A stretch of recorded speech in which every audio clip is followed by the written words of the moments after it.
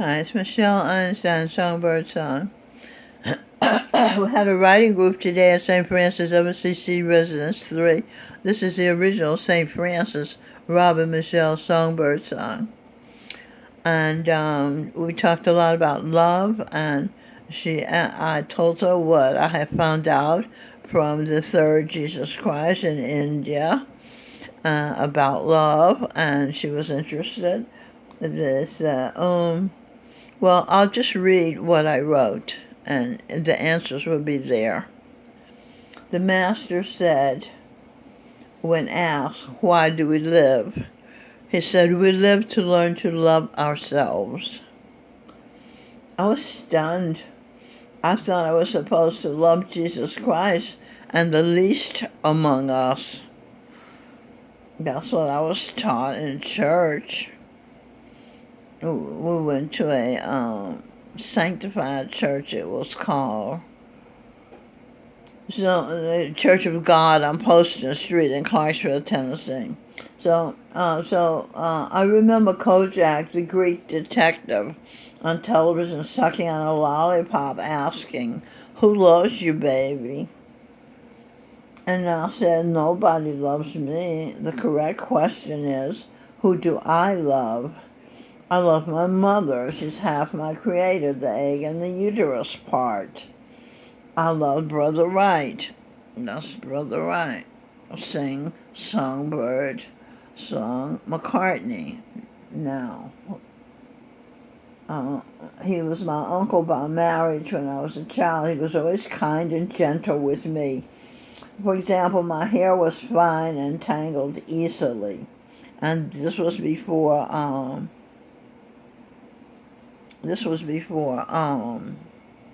cream rinse, which got the tangles out. So,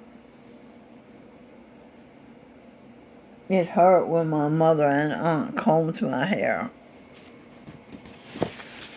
And they would rake through my hair like a lawnmower mowing a lawn. Strands of grass like strands of hair. One day Aunt Donnie said, come, Minnow, so I can comb your hair. I started crying.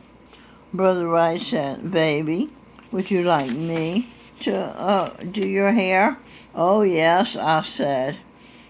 He had never brushed my hair before, but whatever he did was spectacular. Something to do with him loving Jesus Christ and following in his footsteps, being kind and merciful to peoples. So, Brother Wright brushed my hair and got all the kinks out of it without hurting me. He simply took pains not to hurry, not to be impatient.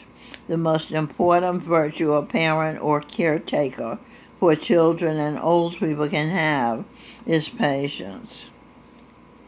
When it was time for me to take castor oil, a medicine to keep your bowels moving out of your intestines into the toilet, I hated the taste of oil. So Brother Wright squeezed fresh orange juice into the oil, into the glass with the oil in it. You couldn't taste the oil. Perfect. I drank the whole glass of orange juice and castor oil without stopping. He only had a third-grade education, but our life ran smoothly in our small southern town, 23,000 people, Clarksville, Tennessee. It's situated between Nashville, Tennessee, and Fort Campbell, Kentucky, because Brother Wright was smart. That's why our life ran smoothly. He thought of the answers. He could think. More than anything, I wanted to be like Jesus Christ, so Brother Wright would love me and never stop loving me. I found out when I was 4, because my mother told me when I was 4 that she had never wanted me, had never loved me, had tried to kill me, abort me, they call killing fetuses. My world was shattered when she told me this. I was astounded. How could I believe my mother loved me, that I was safe and good, blah, blah. What kind of fool am I? What else do I believe is true, but in fact is a lie? So I became the Holy Grail, taking things as far as they'll go to see fair or foul. Quite an adventure. I love my mother because she is good. I decided that day I'll be her. I want to be good. So because I thought I must be bad if my mother wanted to kill me, right? So I decided to be my mother, and as I lived, I became mystics. I became others. That is love, according to the mystics in India.